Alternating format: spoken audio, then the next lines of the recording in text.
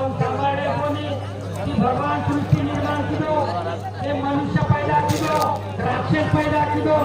देव पैदा किदो ये तीन लोग पैदा करलेलो था आपने मनुष्य मरेचा की राक्षस मरेचा की देव मरेचा समाधान फेरा मकुनी दाडे सिंगनाथ कर महाराज मनुष्य कथा अनुसार माणसाने माणसाची माणुसकीने वागणे हे माणसाचा धर्म आहे देवाने देवासारखे